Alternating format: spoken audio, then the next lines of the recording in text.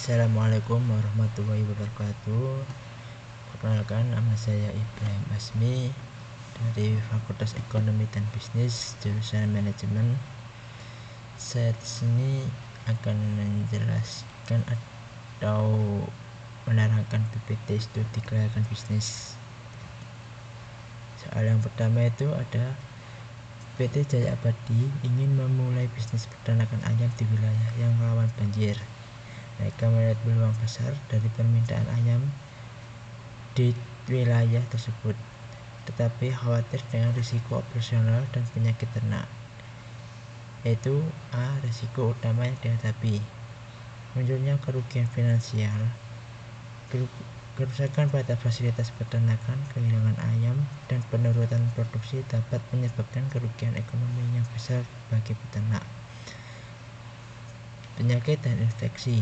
Kondisi banjir yang lembab dan basah dapat menciptakan lingkungan yang ideal bagi berkembangnya penyakit dan infeksi seperti flu burung, cacing parasit, dan bakteri. Hal ini dapat menurunkan kesehatan ayam dan meningkatkan mortalitas. Yang ketiga adalah kekurangan pakan. Banjir dapat mengganggu distribusi pakan ayam dan menyebabkan kekurangan bahan pakan yang dapat berdampak negatif pada pertumbuhan dan produksi telur atau daging ayam. B. Usulkan strategi mitigasi risiko untuk mengurangi dampak negatif terhadap bisnis.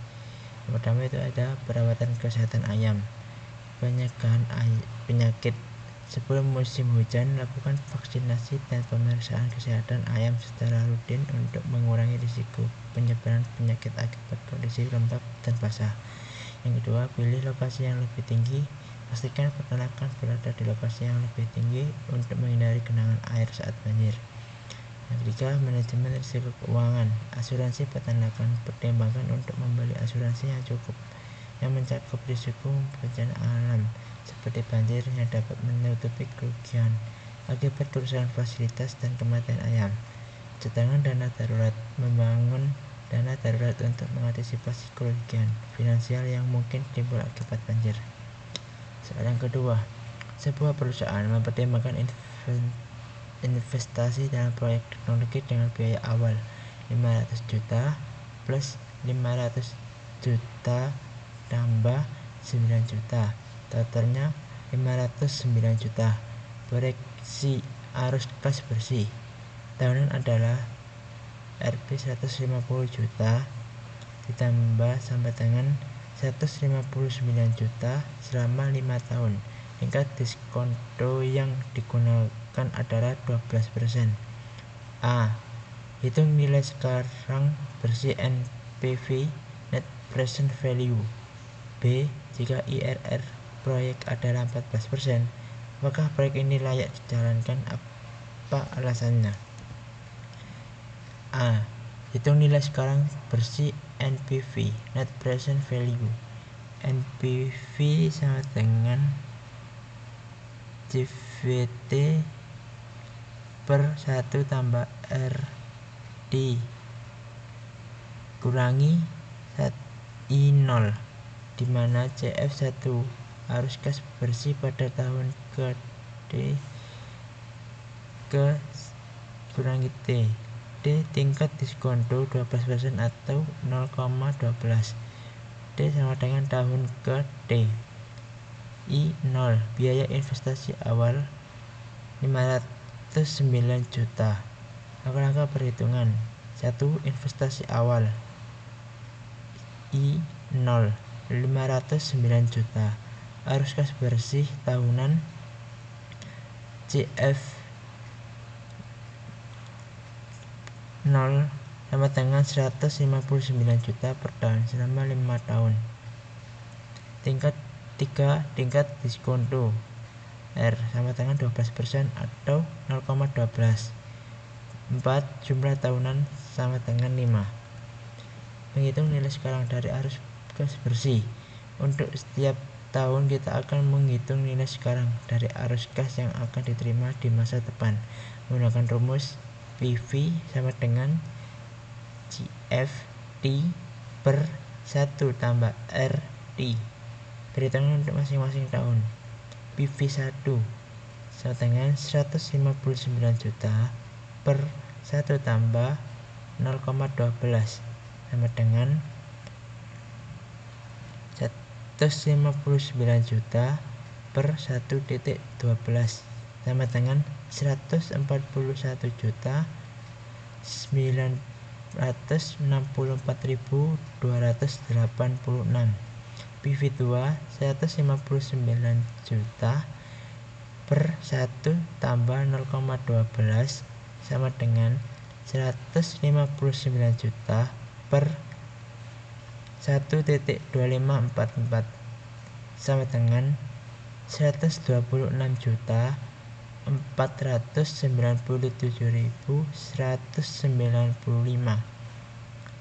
PV3 159 juta per 1 tambah 0,12 sama dengan 159 juta per 1,4049 sama dengan 113 juta 390.518. PV4 159 juta per 1 tambah 0,12 dikurangi 159 juta per 1,5735 sama dengan 101 juta 280.922. PV5 159 juta per 1,0,12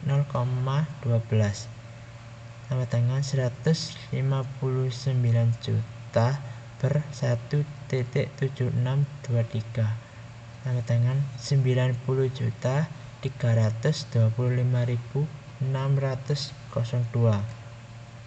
Jumlahkan nilai semua nilai sekarang dari arus gas.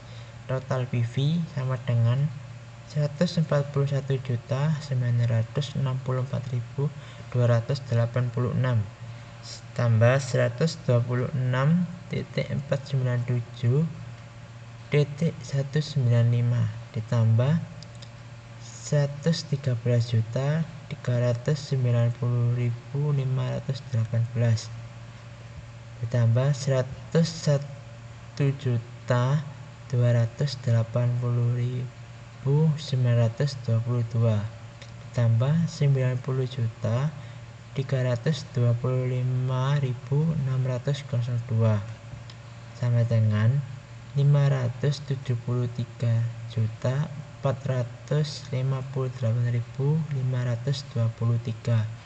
Hitung NPV. Sekarang kita dapat menghitung NPV dengan mengurangi biaya investasi awal dari tahun nilai sekarang.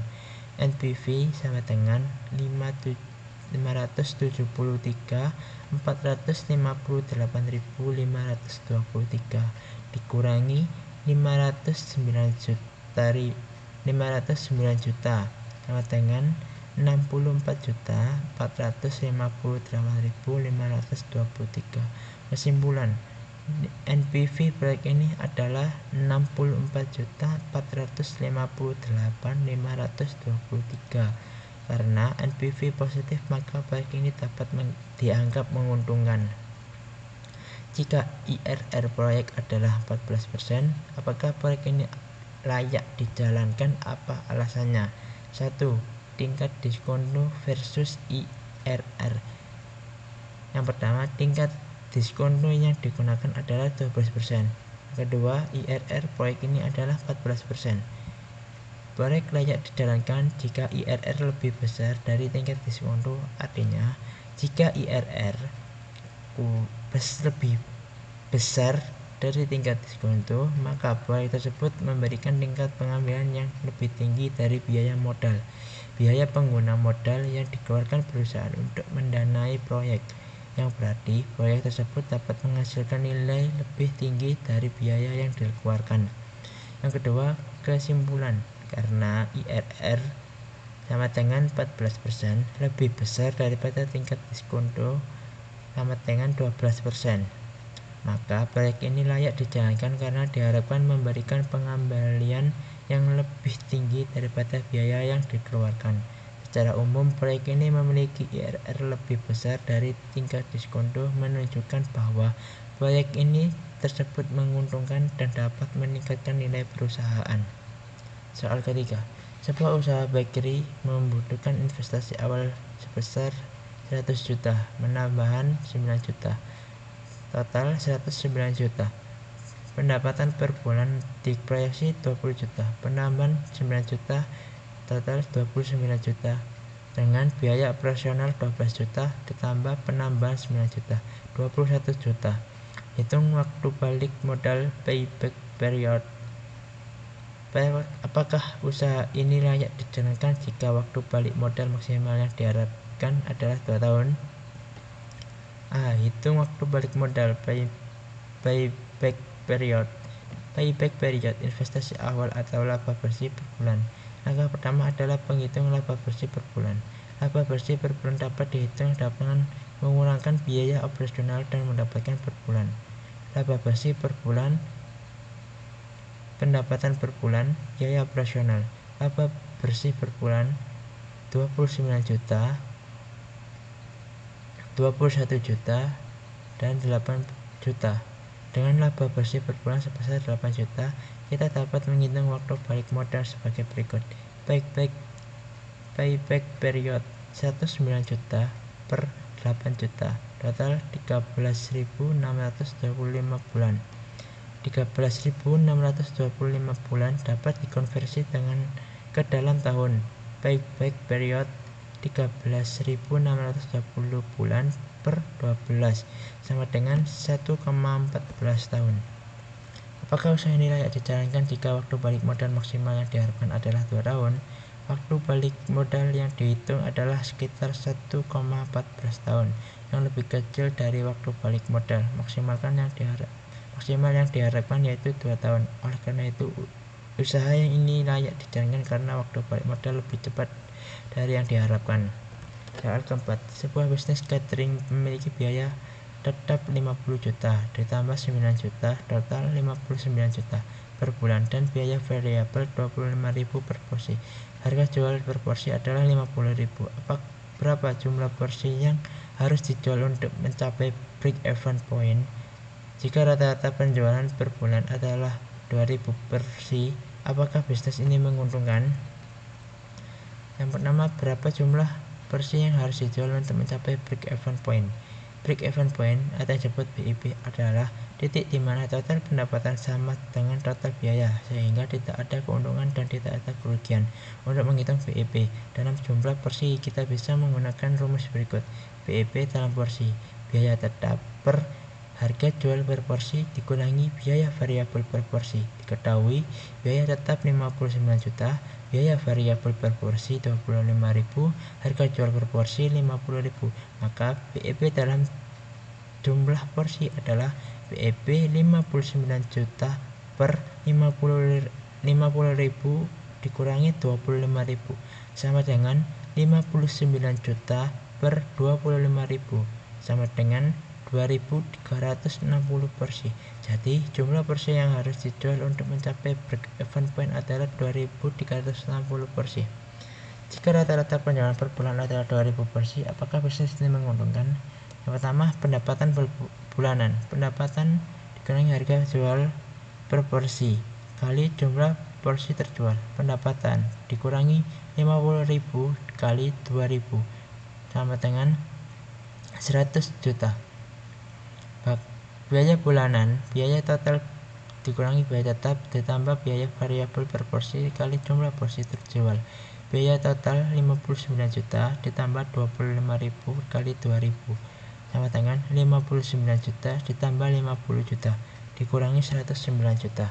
Keuntungan atau kerugian. Keuntungan atau kerugian pendapatan biaya total. Keuntungan atau kerugian sama kurangi 100 juta kurangi 109 juta sama dengan min 9 juta. Jadi bisnis ini mengalami kerugian sebesar 9 juta. Jika rata-rata penjualan per bulan adalah 2.000 porsi, kesimpulan untuk mencapai break-even point bisnis harus terjual 2.360 porsi per bulan. Dengan penjualan 2.000 porsi per bulan, bisnis ini belum menguntungkan karena mengalami kerugian sebesar 9 juta. Soal kelima, Sebuah perusahaan minuman herbal ingin membangun pabrik di luar kota. Mereka memiliki dua pilihan lokasi. Yang pertama, lokasi A dekat dengan pemasok bahan baku tetap jauh dari pasar utama. Dua, lokasi B jauh dari pemasok bahan baku tetapi dekat dengan pasar utama. Faktor apa saja yang perlu dipertimbangkan dalam memilih lokasi ini? Berikan rekomendasi berdasarkan kelebihan dan kekurangan masing-masing lokasi. Lokasi A dekat dengan pemasok bahan baku sehingga biaya transportasi bahan baku bisa lebih rendah. Namun karena jauh dari pasar utama, biaya transportasi untuk distribusi produk jadi akan lebih tinggi. Lokasi A jauh dari pasar utama yang bisa memperlambat distribusi dan meningkatkan biaya logistik. Hal ini juga dapat mempengaruhi daya saing karena waktu pengirimannya lebih lama. Lokasi A infrastruktur yang baik untuk pengiriman bahan baku tetapi akses yang lebih sulit ke pasar bisa menjadi kendala. Perlu pertimbangkan apakah lokasi ini memiliki instruksi transportasi yang memadai untuk distribusi. Lokasi A ketergantungan atau pemasukan bahan baku untuk dekat bisa meminimalkan risiko gangguan pasokan bahan baku, namun jika pasar utama jauh, risiko terganggunya distribusi akan lebih tinggi. Lokasi B dekat dengan pasar utama memberikan keuntungan dalam kecepatan distribusi dan kemungkinan hubungan lebih dekat dengan konsumen serta pengurangan biaya distribusi. Lokasi B akses ke pasar lebih baik, tetapi akses ke bahan baku mungkin memberikan infrastruktur transportasi yang lebih kompleks atau lebih mahal.